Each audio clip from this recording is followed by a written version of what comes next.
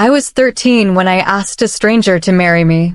Not the way girls dream about it, with flowers and nervous smiles and a ring that catches the light. I asked him covered in ash, my legs numb beneath me, while the playground burned behind us like the end of something I couldn't name yet. His name was Caleb Rowan, and he carried me out of fire. The day started normal. April 23rd. I remember because it was my friend Sarah's birthday, and we were supposed to have cupcakes after recess. The kind with too much frosting that makes your teeth hurt. I was wearing my favorite purple sneakers, the ones with stars on the sides that lit up when you stomped. I never wore them again. The explosion happened at 11:42. I know because the clock on the building stopped right there, froze mid-tick like even time didn't want to remember what came next. 1 second I was on the swings, laughing because Tommy Fletcher said I couldn't jump off at the highest point.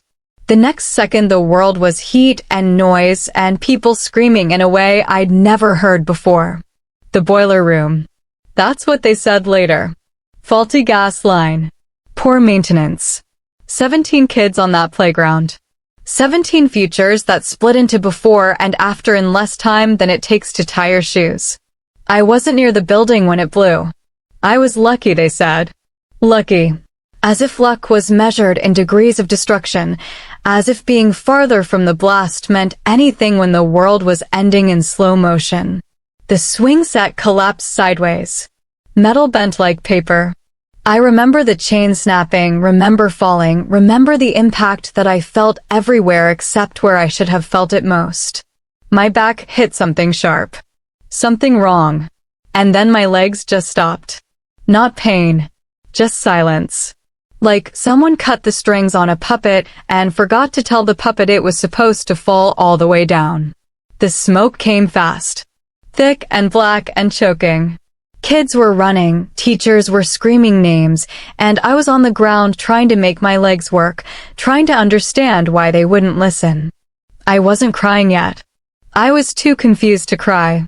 I just kept thinking that this was a mistake, that any second my body would remember how to move and I'd get up and run like everyone else. That's when I heard his voice. Deep. Calm. Cutting through the chaos like a hand reaching into dark water. Fire department. Who's still here? I tried to yell, but the smoke stole my air. I coughed instead, hard enough to taste metal. The footsteps came closer. Heavy boots on gravel. Then he was there, kneeling beside me, this man in gear that made him look twice as big as normal people. His face was streaked with soot, but his eyes were clear. Sharp. The kind of eyes that see everything and don't look away from the hard parts. Hey, he said, and his voice was gentler than I expected. Can you tell me your name? Eloan. It came out scratchy. Eloan Hale. Okay, Eloan Hale.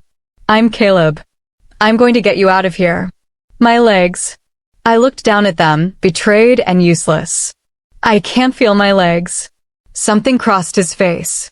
Fast. Like a shadow passing over water. But his voice didn't change. That's okay. I've got you. Are you going to die? The question surprised him. I could tell because he paused, gloves halfway to checking my pulse. No, he said finally. Promise? I promise. Good. I reached up and grabbed the front of his jacket, held on even though my hands were shaking. Because if you die saving me, I'll be mad forever. People should stay alive. Both people. He almost smiled. Didn't, but almost. Deal. The building groaned behind us. Something inside gave way with a sound like bones breaking. Caleb moved fast after that. He told me what he was doing, every step, his voice steady like a heartbeat while the world fell apart. He lifted me carefully, one arm under my knees, one behind my back, and I'd never felt so light and so heavy at the same time. Hold on to me, he said. I did. I buried my face in his shoulder and held on like he was the only solid thing left in the universe. The heat was terrible. Even through his gear I could feel it, pressing in from all sides, trying to swallow us whole. Caleb didn't run. He walked. Fast but controlled. Like he'd done this 1,000 times. Like he knew exactly how much time we had and exactly how to use it. When we broke through the smoke into open air, the relief was so sharp it hurt. He didn't put me down right away. He carried me past the ambulances, past the other firefighters, past the teachers doing head counts with shaking hands. He carried me to a spot on the grass away from everyone else and set me down so gently I barely felt the ground beneath me. "You're safe now," he said. The world was sirens and shouting and ash falling like dirty snow. My legs still didn't work. They lay there, disconnected, someone else's legs attached to my body by mistake. I looked at them, and then I looked at Caleb, this stranger who'd run into fire without hesitating, and something fierce and certain rose up in my chest. "Marry me when I grow up." The words came out before I knew I was going to say them. Caleb blinked. Once. Twice. Around us, a few people heard and laughed, soft and sad, the kind of laugh adults give when kids say things they don't understand yet. But Caleb didn't laugh. He crouched down so we were eye to eye. Serious. Like I'd asked him something that mattered. "Eloan, you saved my life," I said. "That means you have to stay in it. That's how it works." For a long moment, he just looked at me. Then he reached out and squeezed my hand, once firm and warm and real. "I'll be right here," he said quietly. "That's my promise." The paramedics came then, urgent voices and practiced hands, and Caleb stepped back to let them work. I watched him walk away through the smoke and ash, his shoulders straight, his steps measured, and I thought that was the most honest thing anyone had ever said to me. I didn't know yet that he was lying. I woke up in a hospital room that smelled like cleaning solution and something else underneath, something sick and trying to be hidden. My mom was asleep in the chair by the window, her face creased and puffy. My dad was gone. Getting coffee, I learned later. He'd been getting coffee for 3 hours because he couldn't stand to sit still. A nurse came in when she heard me moving. She had kind eyes and a name tag that said Patricia. "Hey, sweetheart. How are you feeling?" "Tired." My throat was raw. "Can I have water?" She brought me a cup with a straw and watched while I drank. My mom woke up then, all at once, like she'd been waiting for that exact sound. She was at my side in seconds, crying and smoothing my hair and saying my name over and over. "I'm okay, Mom. You're okay. You're here. She couldn't finish. Just held my hand and cried harder. Nobody told me about my legs that day. Or the next day. They talked around it, careful and soft, mentioning tests and specialists and things that would take time to understand. Like if they didn't say the word paralyzed, it wouldn't be real. But I already knew. You know your body. You know when something is gone that shouldn't be. My legs lay under the hospital blanket like strangers I used to know, and when I tried to move them, nothing happened. Not numbness. Not pain. Just nothing. On the third day, a doctor with gray hair and tired eyes finally said it out loud. "Eloan, the injury to your spine was severe. We've done everything we can, but right now you don't have feeling or movement from the waist down. It's possible that with time and therapy, I'm not going to walk again." It wasn't a question. He paused, adjusted his glasses. "We can't say for certain." "Yes, you can. You're just scared too." My mom made a sound like something breaking. The doctor looked at me for a long time. Then he nodded, just a little. "You're a very brave girl." I wasn't brave. I was 13 and my life had just rearranged itself into a shape I didn't recognize, and brave was the word people used when they didn't know what else to say. That night, alone in the dark, I prayed for the first time in months. I didn't ask to walk. I don't know why. Maybe because I already knew the answer. Maybe because I was too angry to ask for something that big. Instead, I prayed for something smaller. Let me still be useful. Let me still matter. Let me be strong enough for whatever this is. I don't know if God heard me, but I woke up the next morning and I was still here, and that seemed like answer enough. The first year was a study in humiliation. Physical therapy that left me sweating and shaking. Occupational therapy where I learned to dress myself again like a toddler. Stares from strangers who looked at my wheelchair and then looked away fast, like disability was contagious. Teachers who spoke to me slowly, enunciating every word, as if my spine breaking had somehow damaged my brain. I hated it. All of it. But I learned. I got strong in ways I hadn't known were possible. My arms, my core, my stubbornness. I learned how to navigate a world that wasn't built for me. How to ask for help when I needed it, and how to tell people to back off when I didn't. How to smile at the stairs until people got uncomfortable and looked away first. I went back to school 6 months after the fire. Everyone was weird about it. Too nice. Too careful. Like I might shatter if they talked to me normally. Sarah tried, bless her, but even she didn't know how to be around me anymore. We'd been best friends since 2nd grade, and now we were strangers who shared history. The only person who treated me the same was Tommy Fletcher, the kid from the swings. "Hey, Hale," he said on my first day back. "Bet you still can't beat me at Mario Kart." I looked at him, this scrawny kid with messy hair and a Pokemon backpack, and something in my chest loosened. "Bet I can." "Prove it." "My house. Saturday. You're on." He walked away like it was nothing.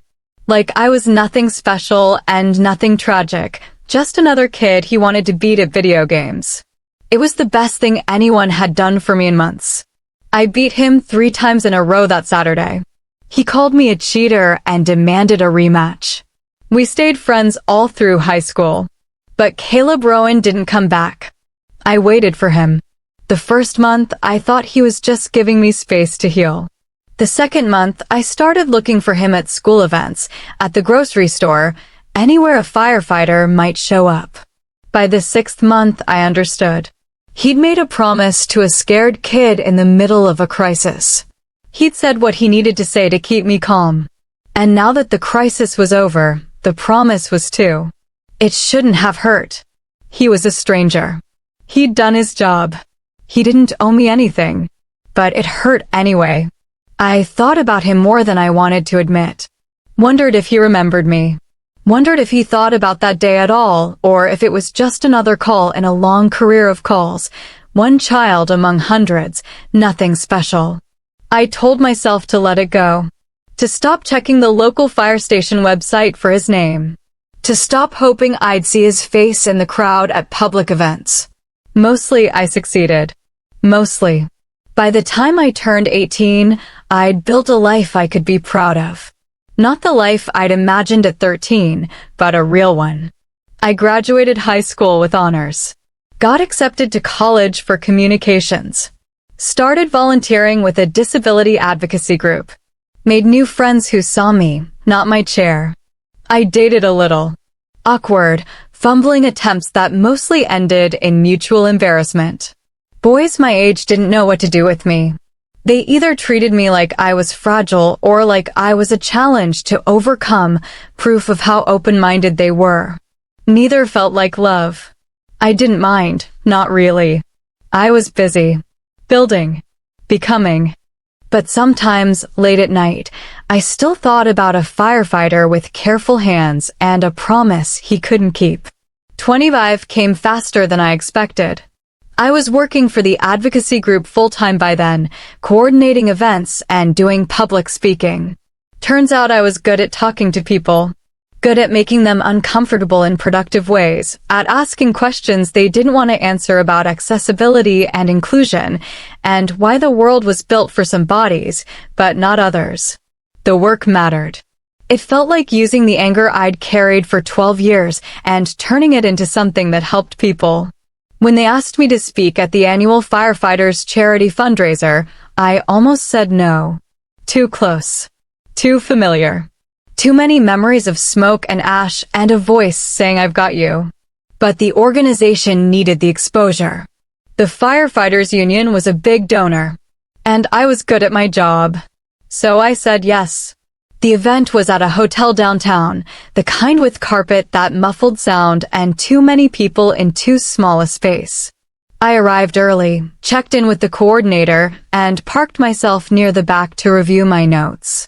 Public speaking didn't scare me anymore, but I still liked to be prepared. The room filled slowly. Firefighters and their families, donors, city officials. Everyone dressed a little too nice, smiling a little too much, performing charity the way people do when they know they're being watched. I was supposed to speak at 7. At 6:45, I rolled up to the stage area to check the microphone setup. That's when I heard his voice. 12 years. 12 entire years.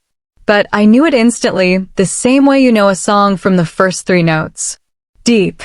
Steady. Talking to someone about shift schedules or equipment maintenance, something boring and practical. But the voice was the same. My heart did something complicated in my chest. I turned slowly, scanning the crowd. And there he was. Older. The boyishness I remembered from 25 had settled into something more solid. Lines around his eyes. A weariness in his shoulders that hadn't been there before. But the same careful way of holding himself, like he was always aware of the space he took up. Caleb Rowan. He hadn't seen me yet. I could leave. Roll back to my spot, give my speech, slip out before he noticed. Keep the memory clean and untouched. But I didn't. I waited. Watched him. Let 12 years of wondering sharpen into something clear and bright. He turned my direction, still talking, and our eyes met. The recognition was instant. His whole body went still. For a long moment, neither of us moved. The noise of the event continued around us, people laughing and glasses clinking, but in the bubble of space between us there was only silence. Then I smiled. Not a big smile. Just a small one. The kind that says I see you and I remember. He crossed the distance between us like he was walking through water, careful and disbelieving. Eloan? My name in his voice. I'd forgotten how that sounded. Hi, Caleb. He stopped. Started again. You're speaking tonight? I am. That's another pause. He looked at me like I was something impossible that he was trying to logic into existence. You look good. Grown. I mean, of course you're grown. It's been 12 years, I said. 12 years. He shook his head slightly, still staring. I can't believe that I'm alive? I kept my voice light. Teasing. Surprise. That's not what I meant. I know. I tilted my head. You're late, you know. Late? I waited 12 years. You said you'd be right here. It was mean. A little. But I'd earn mean. Something painful crossed his face. Eloan, I'm sorry. I thought. That leaving was kinder? I finished for him. That I'd forget? That it didn't matter. All of the above. He looked down at his hands. I was wrong. The honesty startled me. I'd expected excuses. Justification. The careful explanations adults give when they've hurt someone younger and don't want to admit it. But Caleb just stood there and took it. You were, I agreed. Can we? He gestured vaguely toward a quieter corner. Can we talk? After your speech. I should have said no. Should have kept it clean and professional. A nice reunion story with no complications. Instead I said, okay. My speech went well. It always did. I talked about the fire, about being 13 and learning that my life wasn't ending just because it was changing. About the assumptions people made. About strength looking different on everyone. I didn't mention Caleb by name, but I felt his attention on me the whole time. Steady. Unwavering. When I finished, people clapped. Some of them were crying. That happens sometimes. People loved tragedy with a happy ending, even if the ending was more complicated than happy. Caleb was waiting by the door when the crowd dispersed. You're really good at that, he said. I've had practice. Can I buy you coffee? Or, he checked his watch. Dinner, I guess. If you haven't eaten. I hadn't. And I was curious. 12 years of wondering had built up like pressure behind a dam, and now that he was here, real and solid and apologetic, I wanted answers. Sure. We found a quiet restaurant 2 blocks away. The kind of place with dim lighting and tables far enough apart that you could have a real conversation. Caleb held the door. Didn't make a big deal about it when I rolled through. Didn't try to push my chair or help unless I asked. Small things. But they mattered. We ordered. Coffee for him, tea for me, sandwiches neither of us really wanted. Then we sat there in the awkward space of 2 people who knew each other completely and not at all. So, I said finally, 12 years. 12 years. He wrapped his hands around his coffee mug like he needed something to hold on to. I thought about you. A lot. I just didn't think showing up was the right thing to do. Why not? Because you were a kid who'd been through something terrible, and the last thing you needed was some firefighter hanging around thinking he was special because he did his job. You thought you'd be a burden. I thought I'd be a reminder. I considered that. Turned it over in my mind like a stone. You were a reminder, I said. But not the way you think. He looked up. You were the reminder that someone saw me scared and didn't treat me like I was broken. That someone kept their promise, even if it was just for 5 minutes. I held his gaze. Do you have any idea how much that mattered? I hoped it did. His voice was quiet. But I didn't know. Well, now you do. We talked for 2 hours. He told me about the last 12 years. The calls that went right and the ones that didn't. The people he saved and the people he couldn't. The weight of walking into burning buildings over and over, knowing that every time might be the time his luck ran out. Do you ever regret it? I asked. The job. Every day. He said it simply. Honestly. And I'd do it again tomorrow. I told him about college. About the advocacy work. About learning to live in a world that constantly reminded me I wasn't what it expected.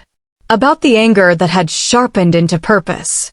You're incredible, he said, and he meant it. Not the way people mean it when they're being nice. The way people mean it when they're stating a fact. I'm just doing what I have to do. No. He leaned forward slightly. You're doing what you chose to do. There's a difference. Outside, the city moved through its evening patterns. People walking to cars. Couples holding hands. The ordinary magic of a Thursday night. And inside, in this quiet restaurant, 12 years of distance started to close. Over the next few months, Caleb and I fell into something I didn't have a name for. Not friendship, exactly. Too much history for that. Too much weight in every conversation. Not romance either. He never touched me beyond handshakes. Never looked at me the way men look at women they want. Just respect. Attention. Presence. We met for coffee every other week. Talked about work and life and the strange paths that had led us to the same city 12 years later. He asked about my advocacy work with genuine interest, showed up to a few events, donated to the organization. Sometimes I caught him watching me with an expression I couldn't read. Sadness, maybe. Or regret. Something that made my chest ache in ways I didn't want to examine too closely. What? I asked once, when the look lasted too long. Nothing. He shook his head. Just thinking. About? How much you've built. How far you've come. I didn't have much choice. Everyone has a choice, he said. You chose to build instead of break. That's not nothing. I didn't know what to say to that, so I just drank my coffee and let the words settle into the space between us. My friends noticed.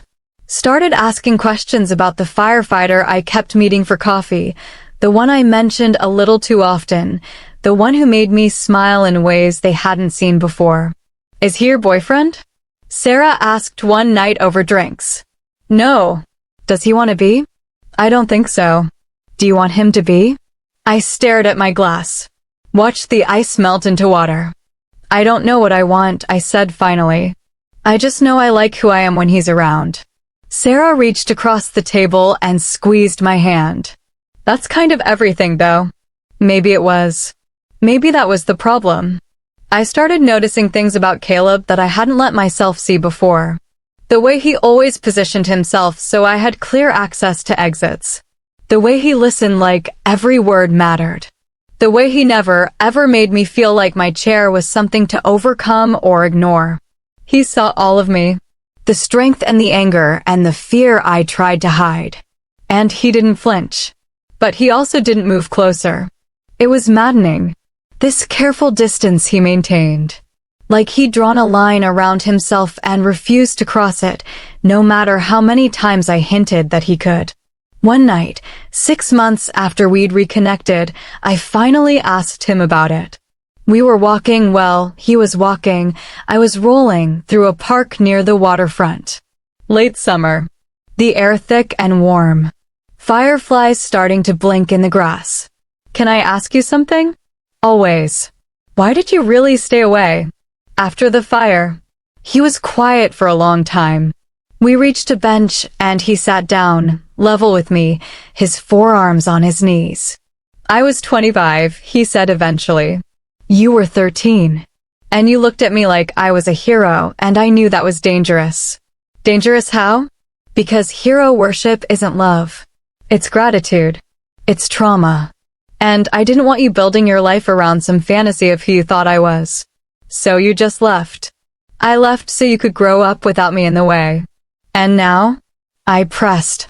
I'm not 13 anymore. No. He looked at me finally. You're not. Then what's stopping you? The question hung between us like something alive.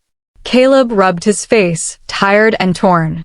Because I don't know how to separate who I was that day from who I am now. I don't know if you see me or if you see the person who carried you out of fire. And I don't know if I can live with being chosen because you think you owe me something. The honesty of it hit me hard. You think I'm here out of obligation, aren't you? No. I said it firm. Clear. I'm here because I want to be. Because you're kind and you listen and you don't treat me like I'm something broken that needs fixing. Because when I'm with you, I don't have to perform strength. I can just be. He looked at me like I'd said something in a language he almost understood. Eloan. I asked you to marry me when I was 13, I interrupted. And yeah, that was a kid talking. A scared kid who didn't understand what she was asking. But I'm not that kid anymore. I know. Then stop treating me like I am. I rolled away before he could respond, suddenly furious and embarrassed and too raw to stay. He didn't follow.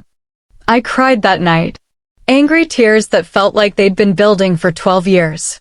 Not because my legs didn't work. Not because life was hard. But because the one person who'd ever seen me completely was too scared to let himself be seen back. The next morning, he called. I'm sorry. For what?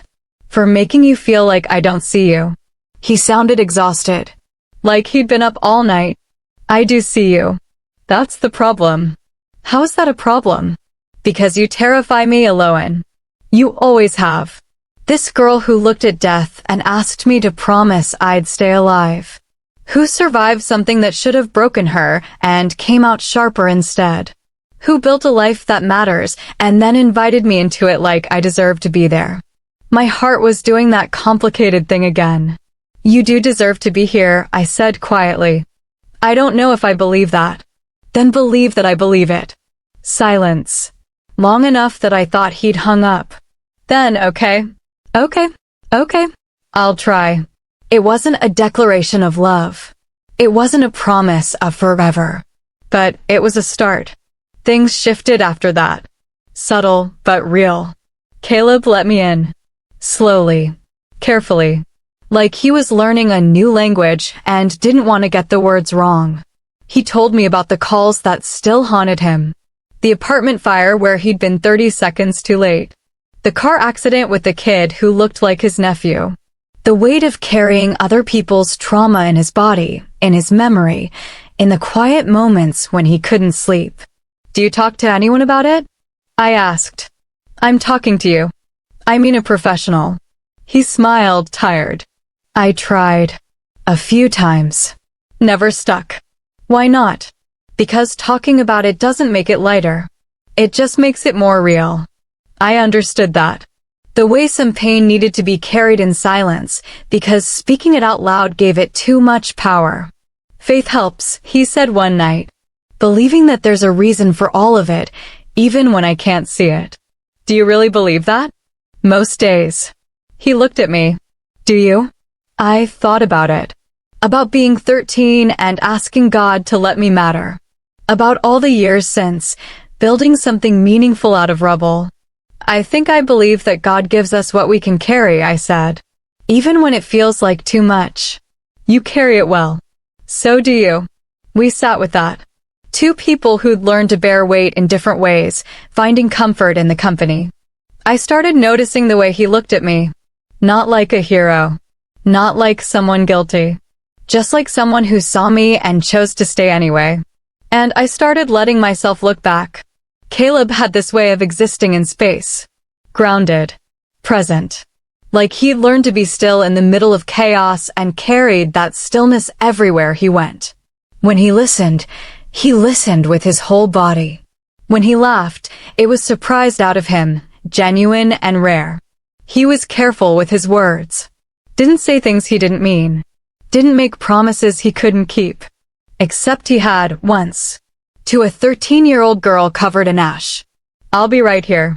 And 12 years later, in a way neither of us expected, he was. We never talked about that day at the park. The almost confession. The anger and fear and raw honesty. We just moved forward together, learning each other in the present instead of the past. He came to my events. Not all of them, but enough that people started recognizing him, this quiet firefighter who stood in the back and listened like every word was scripture. I went to the fire station once. Met his crew. They were good guys, loud and teasing, the kind of people who dealt with death by making jokes about it. They looked at me with curiosity, then acceptance, then genuine warmth. So you're the one, said a firefighter named James, grinning. The one what? The one Caleb won't shut up about. Caleb threw a rag at him. Shut up, James. It's true, though. James dodged the rag, still grinning. He talks about you like you invented oxygen or something. I looked at Caleb. He was red, embarrassed, refusing to meet my eyes. Is that right? I said, trying not to smile. James is an idiot, Caleb muttered. A truthful idiot. I liked his crew. Liked seeing him in his world, the place where he was needed and certain. Liked knowing that he talked about me when I wasn't there. We fell into routines. Coffee every other Wednesday.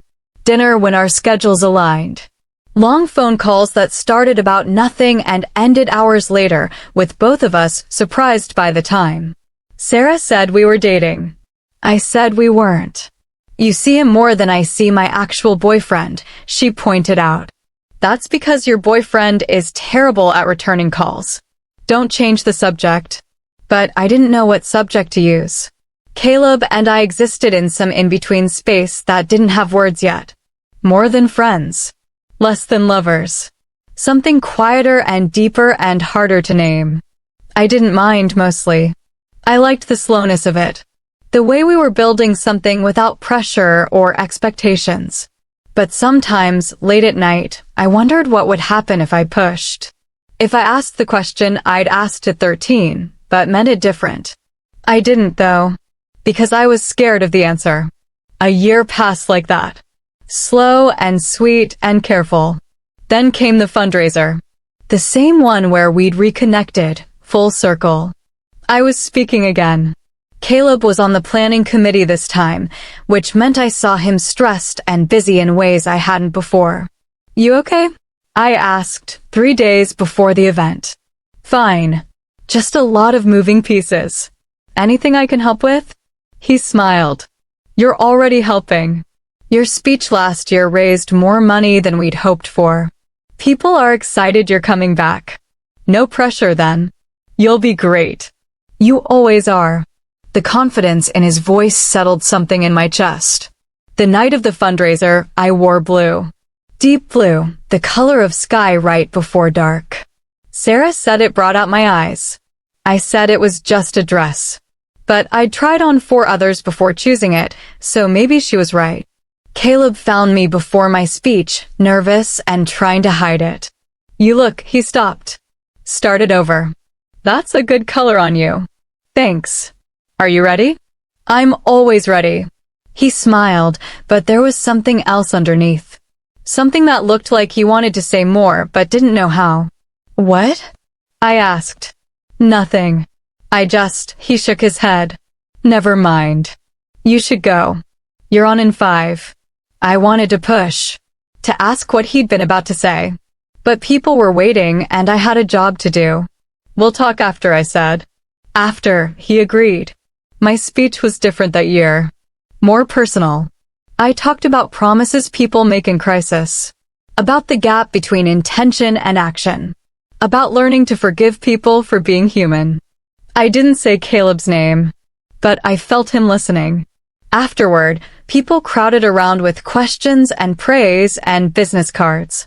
I smiled and nodded and answered, but my attention kept drifting to the edges of the room, looking for a familiar shape.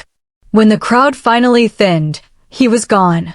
I found him outside, sitting on a bench in the courtyard. Alone.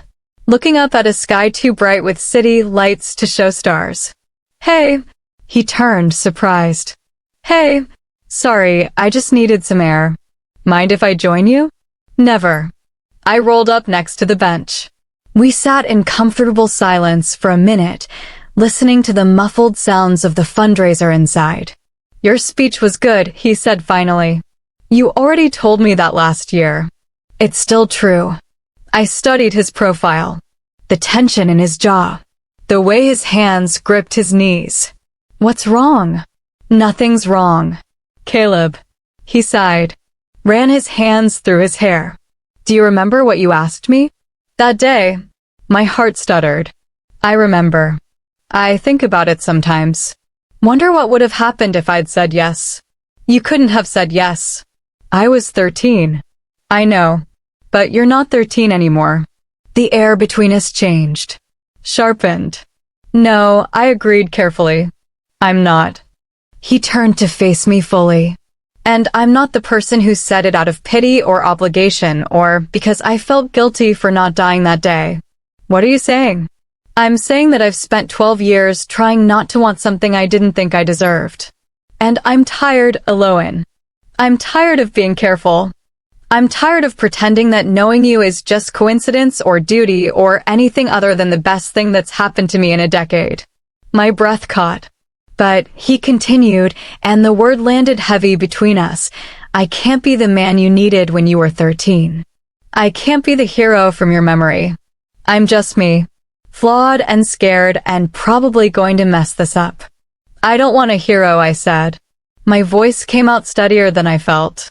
I never did. I just wanted you. You don't know what you're asking for. Yes, I do. I reached out and took his hand. He let me. I'm asking for the man who keeps showing up even when it's hard. Who listens like it matters.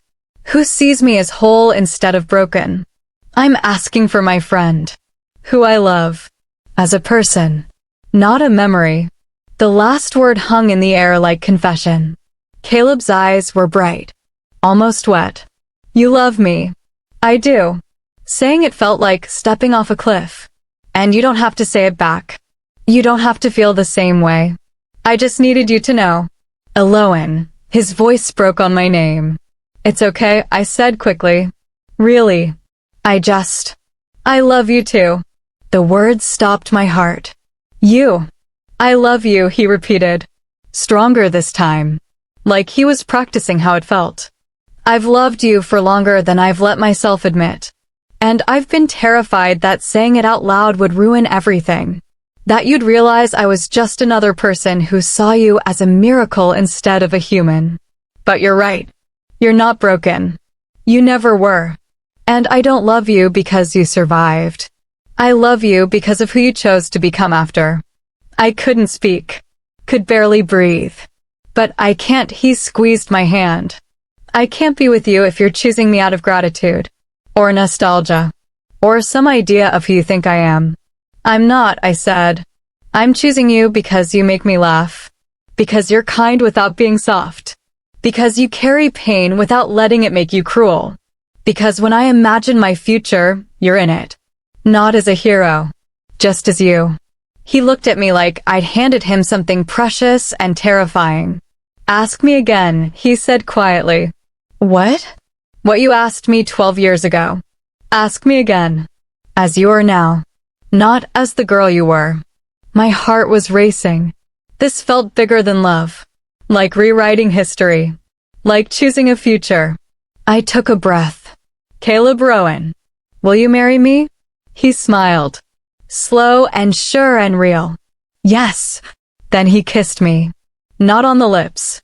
On my forehead. Gentle and deliberate and full of promise. I want to do this right, he said. Slowly. I want to earn this every day. You already have. Then let me keep earning it. I leaned my head against his shoulder, and he wrapped his arm around me, and we sat there in the courtyard while the fundraiser continued inside and the city moved around us, and 12 years of waiting settled into something that felt like home. We didn't rush. Didn't announce it to the world. Caleb wanted time to do it properly. To court me, he said, which made me laugh because who uses that word anymore? I do, he said, serious. Because I want you to know this is real. Not just a reaction. Not just adrenaline or nostalgia or filling in the gaps of something we both lost. Real. I already know it's real. Then let me prove it anyway. So he did. He brought me flowers every other week. Different kinds, rotating through seasons. Never roses. Too predictable, he said. Too easy. He learned my work schedule and started texting me on the days he knew were hard. Just small things. You're doing great. You matter. I'm proud of you. He introduced me to his parents. His mother cried. His father shook my hand with the kind of respect usually reserved for soldiers. They treated me like family immediately, asked about my work, invited me to Sunday dinners. I introduced him to mine. My mother loved him instantly. My father was more cautious, protective, asking questions about intentions and stability until I finally told him to back off. I like him, my dad said later, quiet. Good. Because I love him. I know. He squeezed my shoulder. I can tell. We went to church together sometimes. Caleb's faith was quieter than mine, more personal, but it was there. Steady. He prayed before meals. Thanked God for small things. Safety. Breath. Second chances. I asked him once if he ever prayed for me to walk. No. Why not? Because that's not what you need. You need to be seen. To be loved. To know you're enough exactly as you are. Walking wouldn't change any of that. I cried. Not sad crying. The kind that feels like release. I love you, I whispered. I love you too. We talked about the future. What it would look like. Marriage. Maybe kids if we wanted them, if the logistics made sense. A life built around service and faith in each other. I don't need perfect, I told him. I just need real. Real I can do. 6 months after that night in the courtyard, Caleb proposed. Not at a restaurant. Not in public. Not anywhere performative. He proposed at the fire station after hours, in the bay where the trucks were kept. This is where I learned what it means to show up, he said. To serve. To sacrifice. And I want to spend the rest of my life showing up for you. Not as a firefighter. Just as a man who loves you. He pulled out a ring. Simple. Silver band with a small stone. Marry me, a low inhale. For real this time. I said yes before he finished the question. We got married in a small ceremony 8 months later. No big wedding. No performance. Just family and close friends in a garden that had ramps and wide pathways and seating for everyone. I wore white. Simple dress. No veil. Sarah stood with me. Tommy came, older now, married himself, still talking about Mario Kart. Caleb wore his dress uniform. His crew stood with him, James making jokes until the ceremony started and then going silent with something that looked like awe. The pastor talked about faith. about love as choice, about two people who'd survived fire and found each other in the ash. When it was time for vows, Caleb went first. Eloan, 12 years ago, I made you a promise I didn't know how to keep. I said I'd be right here. And I wasn't. I was scared and young and didn't understand that love isn't about being perfect. It's about showing up. So I'm promising you now, in front of everyone who matters, that I will show up. Every day. In the small moments and the hard ones. When you need me and when you don't. I will love you not because you're strong, but because you're you. And that's more than enough. He was crying. I was crying. Half the people there were crying. Then it was my turn. Caleb, you carried me out of fire. But that's not why I love you. I love you because you saw me scared and didn't turn away. Because you listen. Because you make me laugh. Because you're kind and careful and you try so hard to do right even when it costs you. You're not a hero. You're just a man who chooses to be good every single day. And I'm honored to choose you back. Every day. For the rest of our lives. We said I do. We kissed. Soft. Sure. Like sealing a promise. And when we rolled and walked down the aisle together, my hand in his, I thought about that 13-year-old girl who'd asked a stranger to marry her. She'd been so sure. So certain that this man, this person who'd saved her life, was worth keeping. And 12 years later, she was right. Not because he was a hero. Not because he was perfect. But because he was good. And he showed up. And he loved her exactly as she was. That's the thing about promises made in crisis. Sometimes they're just words. Comfort in the moment. Things you say to survive. But sometimes, if you're patient, if you're willing to wait and grow and become, those promises turn into something real. We built a life together. Small. Quiet. Full of ordinary moments that felt like miracles.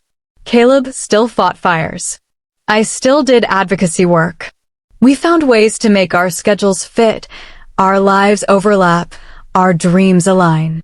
We had hard days. Days where my body hurt and his job broke him and we were too tired to be kind. But we showed up anyway. Chose each other anyway. Loved through the hard parts until they got easier. People asked sometimes about my chair. About whether I wished things were different. Whether I wanted to walk. The answer was complicated. Yes. Sometimes. In the way everyone wishes for easier paths. But mostly no.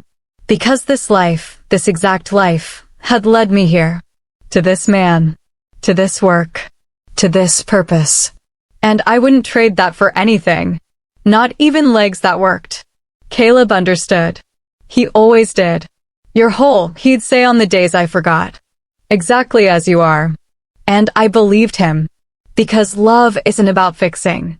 It's not about saving or changing or making someone into what you think they should be. Love is seeing someone completely. Scars and strength and everything in between.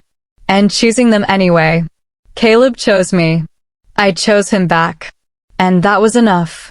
More than enough. It was everything. Years later, we were sitting on our porch. Evening. Summer. The air thick with heat and the sound of cicadas. Do you ever think about that day? I asked. Which day? The fire. Caleb was quiet for a moment. Then, every time I look at you. In a bad way? No.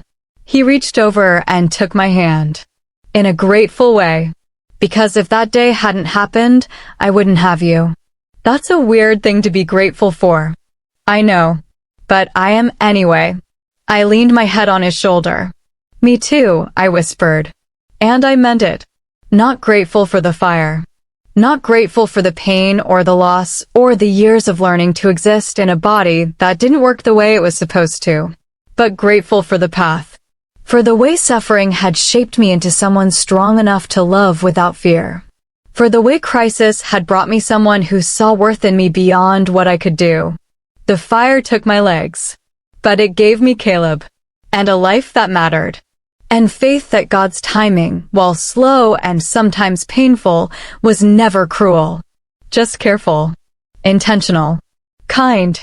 I was 40 when I told this story for the first time publicly, at a conference for disability advocacy. Caleb was in the audience, 15 years older than the man who'd run into fire, but still the same where it counted. I talked about promises, about the ones we make in crisis and the ones we keep in daily life, about love that doesn't require healing to be real. People cried. They always did. But this time, afterward, a young woman came up to me, maybe 19, in a chair similar to mine. "Did you really ask him to marry you when you were 13? She asked. "I did." "And he said yes?" Eventually. She smiled, small and hopeful and a little broken.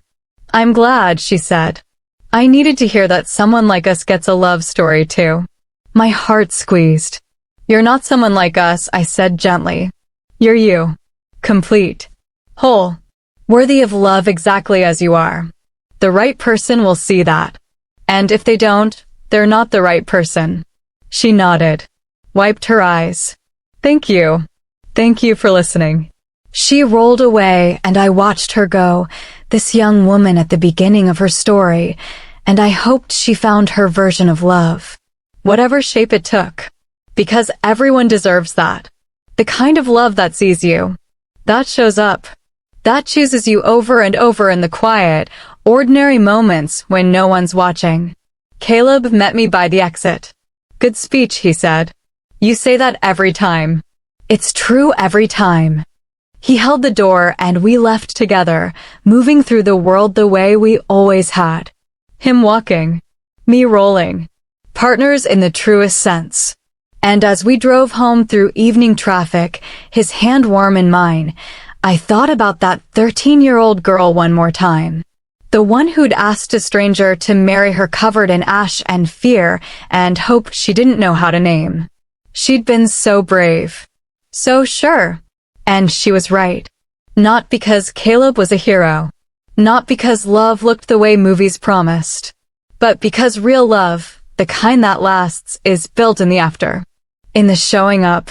In the choice to see someone fully and stay anyway. That's what I want you to know. If you've made it this far, if you've read this whole story, you're whole. Right now. Exactly as you are. And the person who's meant to love you will see that. They won't try to fix you or save you or change you into something easier. They'll just show up. Every day. In the small moments and the hard ones. And that will be enough. More than enough. It will be everything. If this story moved you, even a little, I hope you'll share it. Not because I need the views or the likes or the validation, but because there are millions of people out there living brave lives in bodies the world doesn't celebrate. And they deserve to see themselves in stories. They deserve to know their love is just as real, just as worthy, just as beautiful as anyone else's. Share it for them. For the girl in the chair who thinks she'll never be chosen. For the firefighter who thinks he's only worth the lives he saves. For everyone who's ever been told their body is wrong or their story doesn't matter. They're wrong. You matter. Your story matters. And you are so, so loved.